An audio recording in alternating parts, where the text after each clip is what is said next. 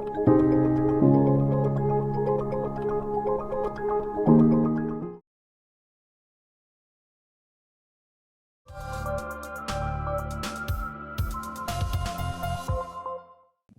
मैं हूँ राशि सहाय और आप देख रहे हैं मेरी circle. Today on our cancer awareness series we have doctor Jagandeep Virk with us. Doctor Jagandeep is Paras hospital में चंडीगढ़ में ऑन्कोलॉजिस्ट है और उन्हें पिछले 11 सालों से ऑन्कोलॉजिस्ट के रूप में काम किया है। वेलकम टू मेरी circle doctor Jagandeep Virk. Thank you. देश में लगातार कैंसर के केसेस बढ़ रहे हैं और 2018 में 7.33 से लेकर 2020 तक में 7.70 केसेस लगभग बढ़ चुके हैं। तो डॉक्टर, क्या आप हमें ये बता सकते हैं कि कैंसर के 5 रिस्क फैक्टर्स क्या हैं? देखो, if I talk about the branch in which I subspecialize, that is orthopedic oncosurgery. Like as you asked that what are the risk factors कि हमें कैंसर के जो cases हैं they are increasing year after year. If I talk about that, so in general what we can make out is that as we are progressing, as modernization is happening, our lifestyles are getting changed. We are getting less and less time to exercise, to do physical activities outside. We are more engrossed in our mobiles or over the screen. So lack of physical exercise is one of the most important factors which we as oncologists think that is responsible for increasing the number of cancer cases. And yes, because of lack of exercise and with the associated factors like our dietary habits have changed, we are taking more of fast foods.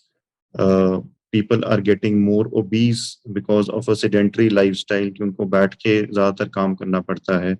So obesity, it has been seen कि वो बहुत ज्यादा एक risk factor emerge हो रहा है, specially for breast cancer cases. Associated with obesity are diseases like diabetes, and also in modern cities, in urban developed cities where the cases of cancer are much more. Some lifestyle choices like taking alcohol every day, uh, smoking, and in even in the urban and even in the rural areas, chewing tobacco is one of the major risk factors for cancers like oral cancer.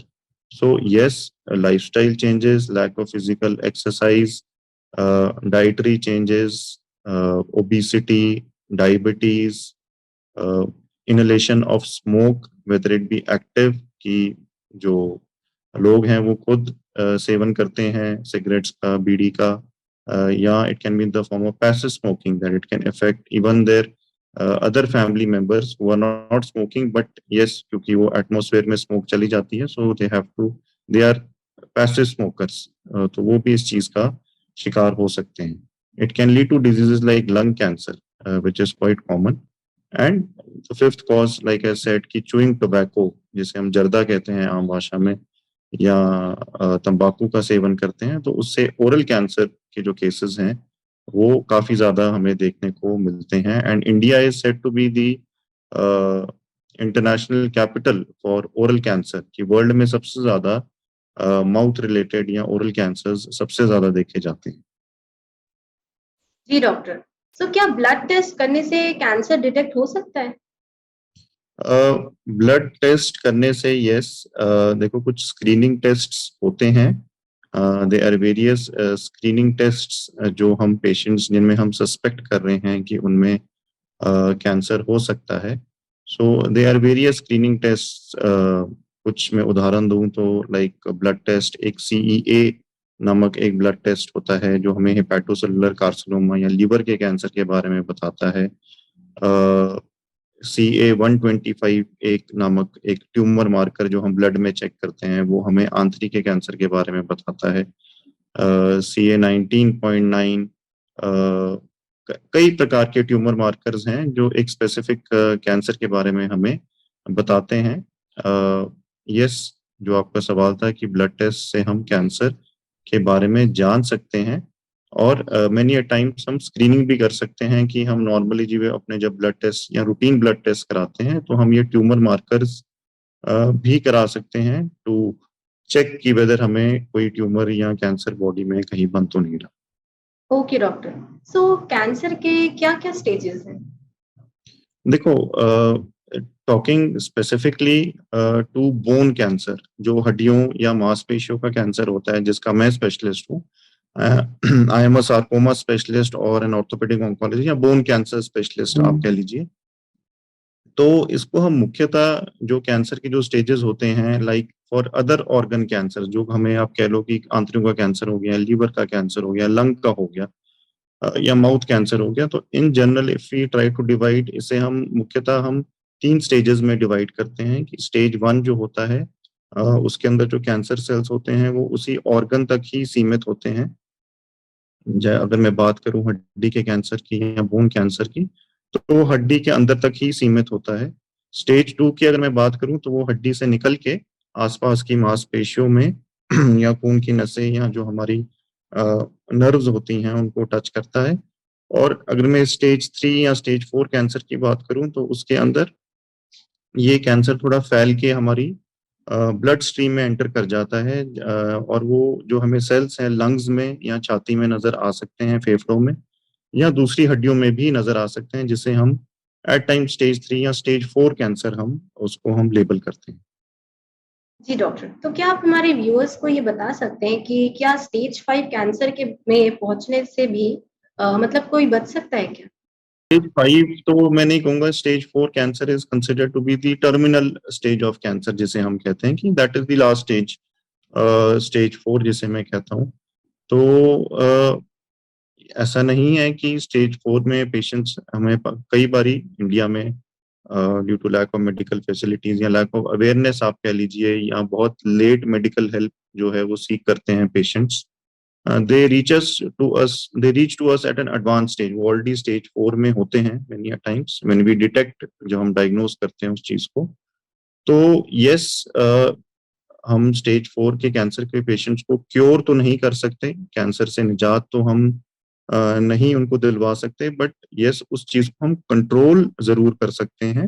There are various therapies for that, in the form of chemotherapies, immunotherapies. Sometimes we have to do even surgeries to make the quality of life better. So हम जो भी treatment या therapies देते हैं वो हम patients को, उनके रिलेटिव्स को पहले ही एक्सप्लेन करते हैं कि whatever we will try to do is will be to make their quality of life better. एक उनको हम जितनी भी उनकी रिमेनिंग ईयर्स हैं सर्वाइवल, चाहे वो कुछ महीने हैं, साल हैं, 2 साल हैं, वो इट डिपेंड्स कितना एग्रेसिव है वो कैंसर। बट जितना भी टाइम रिमेनिंग होता है, sometimes we can make the quality of life very much better for the patient, कि उनको कैंसर से बहुत ज्यादा पीड़ित ना हो, पेन रिलेटेड सिम्टम्स उनके ना हो। And sometimes in some cases stage 4 वाले पेशेंट्स बहुत अच्छा रिस्पॉन्ड भी करते हैं to certain immunotherapy, certain chemotherapies, and they can go on to live even for sometimes 5 years, 10 years. We have seen patients with stage 4 cancer living a normal, comfortable, healthy life even for the next 10 years when they have been diagnosed with this stage 4 cancer. तो ऐसा नहीं है कि stage 4 जो है एक तरीके से आप कह लो कि इट इज, आप कह लो कि अब सब कुछ खत्म है and nothing can be done. There is lot of therapies which can be offered to the patients. So जैसे जैसे कैंसर के केसेस बढ़ रहे हैं, so how often should we go for the diagnosis and what type of test should we do? So,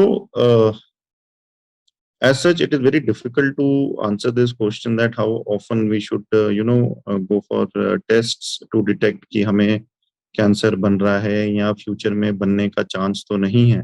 like for a normal healthy person, अगर यदि वो एक अपना normal healthy lifestyle which includes physical exercise, good diet, and they are doing maintaining a balanced kind of a life, and not letting risk factors such as diabetes, hypertension, smoking, alcoholism, all these things affect them, or too much stress or anxiety. So as such, if I tell you ki there is no screening tests as such which are required, but yes, अगर हम females की बात करें तो breast self breast examination tests like mammography, they are recommended after a certain age group. Even for males, to detect prostate cancer at an early stage, simple blood test like a prostate specific antigen या जिसे हम PSA कहते हैं, that is also recommended by WHO guidelines, World Health Organization, that after the age of 45 or 50, they should at least once in a year get these tests done, or maybe once in 2 years. Similarly western population में colon cancer काफी आम देखा जाता है, सो उसमें भी recommended होता है for them to undergo endoscopy test and a tumour marker such as a CEA टेस्ट, blood test. So after a certain age group, yes, there are certain blood tests which one should go in maybe annually or once in 2 years to detect if at all something is happening. वो हमें early stage पे ही या early grade में ही हमें detect हो जाए वो चीज. But for young people, just simple routine जो हमारे tests हैं, if they are fine, I don't think so there is any use for getting tests done for cancer as such. Okay doctor, so मेरी circle में हमेशा हमारी यही कोशिश रही है कि हम हमारे ऑडियंस पे ज्यादा से ज्यादा इंफॉर्मेशन पहुंचा सके और जितना हो सके हम उतने कम टाइम में उन्हें इन्फॉर्म कर सके और अवेयर करा सके उन्हें इस डिजीज के बारे में. सो आज हम एक छोटा सा क्वेश्चन आंसर सेशन कंडक्ट करेंगे जिसमें कि आप 1 और 2 लाइन में आंसर कर सकते हैं या तो फिर यस और नो में भी जवाब दे सकते हैं. Right. ओके, सो डॉक्टर मेरा पहला सवाल ये है कि क्या डिप्रेशन से कैंसर हो सकता है? No. And does workout helps in the treatment of cancer? Yes, physical workout it helps in prevention of cancer. But यदि किसी को कैंसर डिटेक्ट हो ही गया है तो वर्कआउट यस वैसे भी करना चाहिए to maintain good body weight, to remain active. And yes, we do recommend even for cancer patients who are undergoing chemotherapy या जिनकी सर्जरी भी हुई है, to take out some time for physical workout. यदि वो हेल्प करता है cancer के स्टेज को रोकने में या प्रोग्रेस को रोकने में, we can't really say. But yes, किसी को डिटेक्ट अगर नहीं हुआ है, वो हेल्दी है, physical workout definitely helps in prevention of cancer. Okay doctor, so क्या कीमोथेरेपी पेनफुल होती है? ये भी एक धारणा लोगों में काफी कॉमन है कि कीमोथेरेपी इज पेनफुल. इसका answer is no, chemotherapy is not painful. It does have certain side effects, like हमने देखा है कि आपने देखा भी होगा काफी मूवीज में कि जैसे पेशेंट्स अंडरगोइंग कीमोथेरेपी या अपने अपने किसी आस पड़ोस में फैमिली मेंबर हॉस्पिटल में कि बाल झड़ जाते हैं, भूख कम लग जाए, वीकनेस हो जाती है, मुंह में थोड़े छाले आ जाते हैं. But as such these are just side effects of chemotherapy. जब कीमोथेरेपी बंद होती है, once we have taken the entire course of chemotherapy, ये चीजें दोबारा फिर से हमें नॉर्मल हो जाती हैं, बाल वापस भी आ जाते हैं, भूख लगनी भी शुरू हो जाती है, मुंह के छाले भी ठीक हो जाते हैं. ठीक है, so it is not painful as such. Yes, they are some certain side effects. उनका वेरी वेल कंट्रोल, हम काफी कुछ मेडिसिन होती हैं, उससे हम ड्यूरिंग द टाइम कीमोथेरेपी चल रही है उसको हम अंडर कंट्रोल रख सकते हैं. Okay, doctor. Thank you so much for coming to our show and sharing your valuable time and insights with us at Mary Circle. It has been a pleasure having you on the show. Thank you, Raj. Thanks a lot.